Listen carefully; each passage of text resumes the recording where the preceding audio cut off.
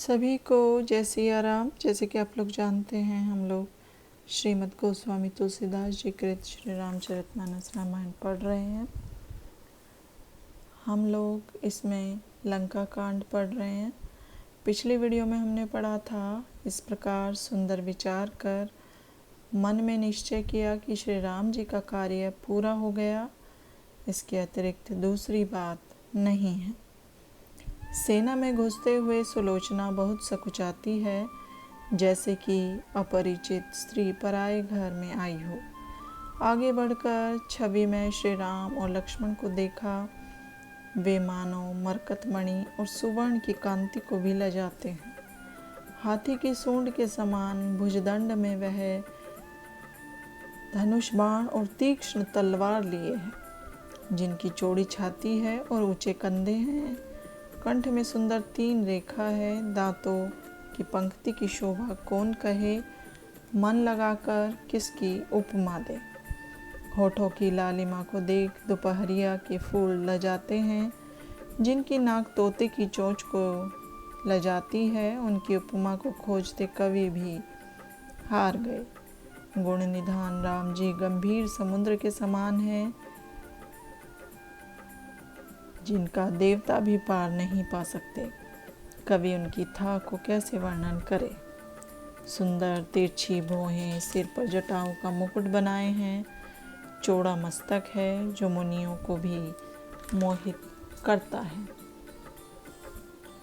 वृक्षों की छाल के वस्त्र पहने तरकस कमर में बांधे हैं। हाथ में बाण और कंधे पर धनुष है। राम जी वीरासन से बैठे फूलों की माला पहने हैं। उनके चरणों का वर्णन नहीं किया जा सकता, जिन पर मुनि रूपी भोरे लुभाए रहते हैं, जहाँ से गंगा जी उत्पन्न हुई हैं। इस प्रसंग को वेद पुराण कहते हैं। जिनको महादेव जी और ब्रह्मा जी प्रणाम करते हैं, वे किनके नेत्रों के सामने आ सकते हैं। जो मनुष्य के दुखों के नाशक हैं, वही संसार से तारने वाले हैं। जो शरणागत लोगों के पालने वाले प्रसिद्ध हैं, और जिनके चरणों की टेक शोक हरना, स्नेह को, संदेह को मिटाना और मंगलमय बनाना है। अंगद व हनुमान हाथ जोड़कर खड़े हैं, और बलवान विद मयंद जाम्बवान बलवान सुग्रीव ऋषभ सुषेण नल नील आदि शूरवीर वानर उनकी सेवा में हैं। लक्ष्मण व विभीषण उनके दोनों ओर विराजमान हैं। वे श्री राम जी के रूप को निहारते रहते हैं। पापों के नाशक श्री राम जी को देख सुलोचना ने अपने नेत्रों को सफल किया। उसने पृथ्वी में सिर रख कर दंडवत किया। तब विभीषण ने सभाल कहा, यह रावण की पतोहू है। उसको पतिव्रता जान श्री राम जी ने देखा। यह मेघनाथ की स्त्री है। इसकी एक दशा आपके विरोध के कारण हुई है। सुलोचना हाथ जोड़कर दीन वचन कहने लगी, जब मैंने अपने पति को मरा जाना, तब उसकी भुजा ने आपकी महिमा को लिखकर मुझे समझाया। इसलिए हे श्री राम जी, मैं आपसे उनका सिर लेने आई हूँ। श्री रघुनाथ जी के चरणों का प्रेम पूर्वक सुलोचना ने स्पर्श किया, जिनके चरणों को शिवजी, शेष देवता और मुनि प्रणाम करते हैं। प्रभु श्री राम जी को पृथ्वी का भार उतारने वाला जानकर सुलोचना विनती करने लगी, हे कृपालु, आपकी जय हो। हे रघुवंशियों में श्रेष्ठ श्री राम जी, आपकी जय हो, जय हो। जो शरणागत भयहारी, भय के नाशक, संसार के काल रूप पोषक, दुष्टों को मारने वाले व दुखों को मेटने वाले हैं। आपका स्वरूप अत्यंत अनुपम है। आप देवताओं के राजा हैं, जिनको वेद काल रहित निरूपण करता है। उन्हीं आपने शूर्पणखा को कुरूप किया है। हे भक्तों को सुख देने वाले श्री राम जी, मैं आपकी शरण में आई हूँ। मैं पति का सिर पाकर उसके साथ सती हो जाऊँ, इसलिए यह सिर मुझे प्रदान कीजिए।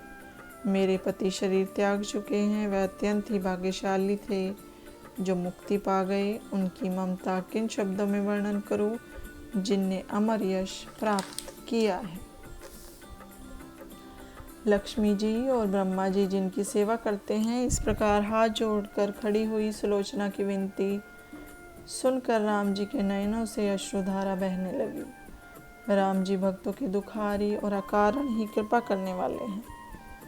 तुलसीदास जी कहते हैं कि हे शठ, कपट जंजाल को त्याग, उनका भजन करो।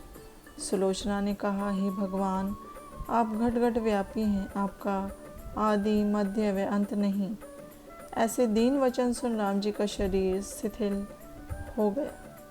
राम जी ने कहा, यदि चाहो तो मैं तुम्हारे पति को जीवित कर दूं, फिर वह 100 कल्प तक लंका का राज्य करें। शोक छोड़ प्रसन्न हो अपने घर लौट जाओ। राम जी की बात सुन बंदर आदि मन में भयभीत हुए। प्रभु का रुख देख कुछ कह तो सकते नहीं, पर मन में सोचते हैं कि न जाने विधाता क्या चाहता है। यदि राम जी मेघनाथ को जीवित करेंगे तो देवताओं का शोक नष्ट ना होगा, फिर विभीषण लंका का राज्य न कर सकेंगे, क्योंकि वैर भाव का स्मरण करके मेघनाथ दौड़कर उनके विरुद्ध धनुष को हाथ में लेगा। राम जी का रुख समझ वानर डर गए, क्योंकि भगवान शरणागत पालक है। राम जी का प्रेम देख सुलोचना विनय करती है, हे राम जी, आप उदार व समर्थ हैं, क्योंकि आप दया सागर हैं। मैंने भी विचार कर देख लिया है, ऐसे जीने को से मृत्यु श्रेयस्कर है। मेरे पति ने सब लोक जीतकर 14 भुवनों के सुखों को भोगा। अंत में युद्ध तीर्थ में महान याचक लक्ष्मण को प्राण रूपी धन दे दिया। अब पति के प्राण मैं वापस मांग लूं, यह ठीक नहीं। अब तो सती धर्म का पालन कर मैं भी जाकर मरूंगी और उसी प्रकार आपसे मिलूंगी जैसे योगी मिलते हैं। हे राम जी, सुनिए, मोक्ष प्राप्त करने का यह अवसर मिला है। आप में लय हो जाने पर फिर जन्म नहीं होता, जैसे समुद्र में पहुंचकर जल फिर नहीं लौटता। हे श्रेष्ठ देवता, आप घट घट के वासी हैं, इसलिए भव सागर से उबार दीजिए। तब सुग्रीव को बुलाकर राम जी ने सिर मंगा दिया। उसने पति का सिर पाकर अपने को धन्य माना। हे मेरे प्राण के संजीवन मूल, कहकर आंचल से मुख की धूल को पोंछती है। सिर देखकर सुग्रीव ने शंकित हो कहा, प्राणहीन भुजा कैसे लिख सकती है?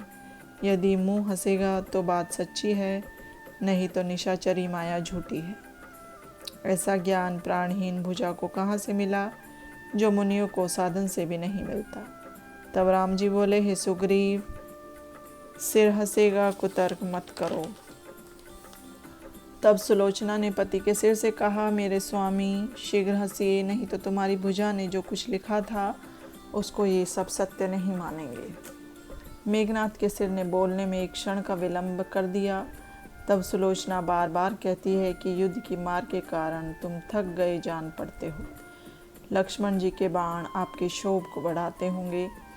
अब प्रभु के निकट मुझे क्यों लज्जित करते हो? जो मन वचन और कर्म से मैंने पति को ही देवता माना है। तो राम जी की सभा में शीश बोल उठे, जिससे आपका यश बना रहे। मैं यदि तुम्हारी इस दशा को जान पाती तो सहायता के लिए पिता को बुलवा लेती। पत्नी का वचन सुन सिर हंसा तो रीछ वानर चौंक उठे। मेघनाथ का मुख अट्ठास कर हंसा।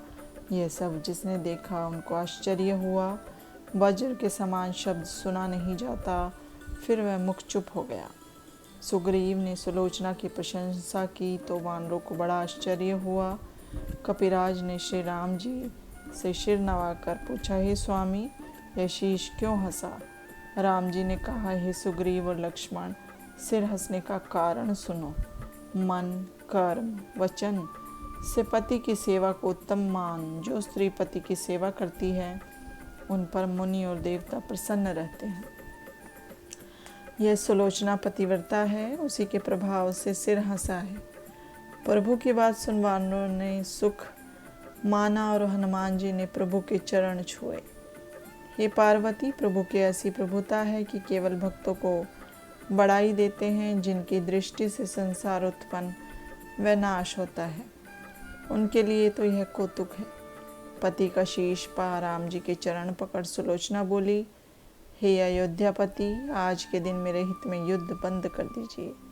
फिर विभीषण के चरणों में पड़ सुलोचना बोली, हे विभीषण जी, आप मेरे पिता के समान हैं, अतः इस कुल की लाज और बड़ाई आप पर निर्भर है। आप पुलस सत्य मुनि के वंश के दीपक हैं। आपने श्री राम जी के निकट रहने का फल पाया है। मोह के वशीभूत प्राणी ज्ञान होने पर गुण को पहचानता है। आप श्रेष्ठ यश और अच्छे समाज सहित निष्कंटक राज्य कीजिए। आपको स्मरण कर प्राणी श्रेष्ठ गति को पावेंगे और श्री राम जी के चरित्र के साथ आपका नाम भी लिया जाएगा। यह सुनकर विभीषण का हृदय करुणार्ध हो गया। काल और कर्म की गति को कहकर विभीषण ने समझाया। फिर वह विभीषण की आज्ञा पाकर चली। उसे वानरी सेना के बाहर पहुंचाकर विभीषण लौट आए। उस समय उन्हें रावण का वैर बिसर गया। वे हृदय में अत्यंत दुखी हुए। सुलोचना पति के सिर को पालकी में चढ़ा, फिर आप भी चढ़ी। सुलोचना हृदय में श्यामल मूर्ति को रखकर राम नाम को जपती हुई नदी व समुद्र के पवित्र संगम पर गई। समाचार पा रावण भी वहां गया। उसके साथ मंदोदरी भी थी। ऐसा लगता था मानो शोक का सूर्य उदय हुआ है। आज्ञा पा सेवक दौड़े और चंदन अगर आदि वस्तुएं ले आए। उन्होंने ऐसी चिता बनाई मानो स्वर्ग लोक में चढ़ने की सीढ़ी लग गई हो।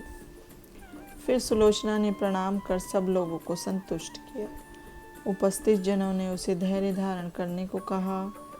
वह बुझाऊ शीश को आगे रखकर आसन लगा चिता पर बैठ गई, मानो योग की सिद्धि मिल गई हो। चिता में आग लगते ही उसकी ऐसी ज्वाला बढ़ी कि लपटें आकाश तक जा पहुंची। उसको जाते हुए किसी ने ना देखा। सुलोचना स्वर्ग में जा पहुंची। रावण पुत्र का मरण सुन मूर्छित हो पृथ्वी पर गिर पड़ा। नेत्रों में आंसू आ गए। ऐसा दुखी हुआ मानो सर्पराज ने अपनी मणि गवा दी हो। रावण विलाप करने लगा, हाय सदैव आज्ञाकारी पुत्र, तुमने इंद्र आदि देवताओं को जीतकर देव मुनि और नागों से सेवा कराई।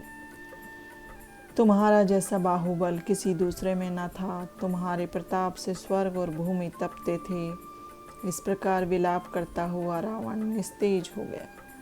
मंदोदरी छाती पीटती हुई विलाप करती है, जिससे नगर के सब लोग व्याकुल हो गए और रावण को खोटी कहने लगे।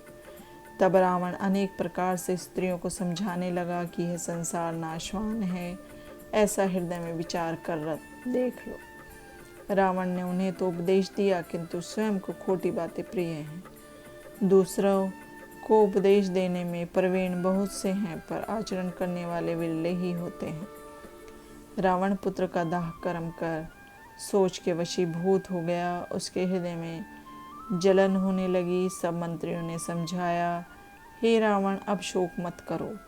पुत्र, धन और स्त्री, इन तीनों से सुख वैसा ही है जैसे आकाश में घटा एवं बादलों में बिजली चमकती है, पर वह तुरंत ही छिप जाती है। हे रावण, हृदय में यह जानकर सुनो कि काल आने पर जगत में कोई नहीं बचता। हे प्रभु, अब वही उपाय सोचो जिससे शत्रु का नाश हो। फिर रावण अनेक प्रकार से विचार करने लगा और हृदय में अहिरावण का स्मरण कर वह महादेव जी के मंदिर में आया। प्रेम पूर्वक संध्या वंदन किया। इतने में 4 घड़ी रात बीत गई। प्रसन्न हो 20 हाथों को जोड़कर रावण महादेव जी का ध्यान करने लगा। हे गरुड़, रावण महादेव जी का बड़ा भक्त था। रावण ने आकर्षण मंत्र जपा तो पाताल में अहिरावण का चित्त चलायमान हो गया। अहिरावण सोचने लगा कि रावण की व्याकुलता का क्या कारण है। वह निशाचरों के पति हैं, उन्हें जीतने वाला कोई शूरवीर नहीं है। अहिरावण मन कर्म वचन से देवी का भक्त था। उसने अपनी आराध्या कामद देवी का ध्यान किया। फिर वह उस शिव मंडप में रावण के पास आया। उसने निशाचर पति कहकर रावण को आते ही प्रणाम किया। तब रावण ने उसे हाथ पकड़कर अपने पास ही बिठा लिया। तब अहिरावण ने कुशल पूछी। रावण ने सर्वप्रथम बहन शूर्पणखा के साथ बरती गई अनीति का वर्णन किया। खरदूषण के मरने की खबर तथा मृग रूपी मारीच की कपट कथा कही। फिर सीता का हरण और हनुमान द्वारा लंका दहन भी कहा। सेतु बांधकर राम जी का आना तथा अंगद विवाद की कथा सुनाकर कहा, हे अहिरावण, हमारे अकंपन, अतिकाय आदि योद्धा मारे गए। हे तात, समस्त निशाचरी सेना का विनाश हो गया। राम लक्ष्मण नामक 2 मनुष्यों ने कुंभकर्ण मेघनाथ को भी मार डाला। तुमको मैंने इसलिए बुलाया है कि ऐसा यत्न करो जिससे शत्रु का नाश हो। यह सुन अहिरावण शोक मगन हो पवित्र और सुहावने वचन बोला। हे रावण, जगत में नीति प्यारी है और अनीति करने से भय होता है। तुमने बिना सोचे समझे वैर किया, इसी से सर्वस्व नाश हो गया। उन मनुष्य के प्रभाव और प्रताप को तुमने नहीं जाना। जो श्री राम जी सर्वोपरि हैं, उनको तुम छोटा करके मानते हो। यद्यपि मुझको ऐसा करना उचित नहीं है, तो भी तुम्हारे हितार्थ में दोनों भाइयों को हर लाऊंगा। पाताल में ले जाकर देवी की भेंट चढ़ाऊंगा और राक्षस वंश में यश प्राप्त करूंगा। उनका हरा जाना तुम तब समझना जब रात में सूर्य जैसा प्रकाश हो। ऐसे ही वचन कह उसे समझाया और प्रणाम करके अपने बल का बखान कर अहिरावण देवी का ध्यान करता हुआ श्री रघुनाथ जी की सेना में गया। अंधेरी रात में अपना हाथ भी नहीं दिखता था। वानर जागते थे, वे प्रभु की जय जयकार करते हैं। वे ऐसे विकट हैं कि वहाँ काल की भी पहुँच नहीं थी। महावायु पुत्र हनुमान जी ने अपनी पूंछ से कठिन परकोटा बना दिया था। वह शोभा ऐसी सुहावनी थी कि मानो सर्पराज ने कुंडली बनाई हो। यह परकोटा पर्वत के समान ऊंचा था। उसका द्वार हनुमान जी के मुख की ओर था। यह देख अहिरावण मन में हार गया। सूर्य के घर में अंधेरा कैसे हो सकता है? हे पार्वती, जब कोई उपाय न सूझा तब उसने कपट में वेश बनाया। सब वेश विभीषण के समान बनाकर वह छलिया हनुमान जी के पास गया। एक तो हनुमान जी स्वाभाविक ही प्रतापी हैं, फिर सुरपति के पति श्री राम जी के सेवक हैं। निर्भीक अहिरावण उनका अपमान कर प्रभु के पास चला। हनुमान जी भी यह भेद न जान सके। वह विभीषण की तरह जाने लगा। हनुमान जी ने कहा, खड़े रहो। उसने कहा, हे भाई सुनो, मैं राम जी के पास जाता हूँ। मैं श्री राम जी से आज्ञा पाकर संध्या करने गया था। अब लौटकर स्वामी श्री राम जी के पास जाता हूँ, क्योंकि देर हो गई, कहीं राम जी रुष्ट ना हो। हे गरुड़, होनहार बलवान हैं। हनुमान जी ने उसका वचन सत्य माना। कपटी व चतुर की गति जानी नहीं जाती। वे दूसरों के मन और धन को हर लेते हैं। हनुमान जी की स्वीकृति पाकर वह वहाँ पहुँचा जहाँ श्री राम जी और लक्ष्मण थे। बलवान रीछ व वानर पति सुग्रीव, जाम्बवान नल नील अंगद व सुक्षेण थे। द्विविद मयंद आदि वानर समूह गए। गवाक्ष आदि योद्धा वानर तथा विभीषण सहित अन्य सब रणधीर योद्धा उस समय सोए हुए थे। उनके बीच में रावण रूपी चंद्रमा को ग्रसने के लिए राहु रूपी श्री राम जी व लक्ष्मण जी एक ही साथ सो रहे थे। दाहिनी ओर रघुनाथ जी और लक्ष्मण जी बाईं ओर थे, जिन पर प्रभु का हाथ रखा हुआ था। लक्ष्मण जी के हाथ पर श्री राम जी का हाथ ऐसे शोभित है जैसे स्वर्ण कमल पर सर्प हो। कपि समूही मानो श्री सागर है, उसमें मानो दोनों वीर सो रहे हैं। लक्ष्मण जी ने अपने साथ रघुनाथ जी के पास श्रेष्ठ धनुष रख छोड़े हैं। अहिरावण ने श्याम सुंदर रघुनाथ जी को देखते ही मन में प्रणाम किया। ब्रह्मा आदि देवता जिन्हें ध्यान में भी नहीं पाते, ऋषि व शिव जी जिनकी पूजा में लगे रहते हैं, वैरागी योगी दिन रात जग कर जिनका जप करते हैं, उन्हीं भक्त बिहारी प्रभु को दृष्टि भर कर अहिरावण ने देखा। फिर सोचा कि रावण का काम जिसमें बने वही अब मुझे करना चाहिए। फिर कुछ अपनी मायाकृत गुण विचारे कि किस प्रकार दोनों भाई जाएंगे। तब उसने मोहन मंत्र को सबसे मोहित कर लिया और मंत्रों से मुख बंद कर अदृश्य हो गया। फिर रघुनाथ जी को उठाकर कूद कर चलता बना। इस प्रकार वह दोनों भाइयों को हर ले गया। उस समय आकाश में बड़ा प्रकाश हुआ। जब रावण ने प्रकाश देखा तब उसका वचन सत्य समझा। सभी को जय सिया राम। अब हम इससे आगे अगली वीडियो में पढ़ेंगे।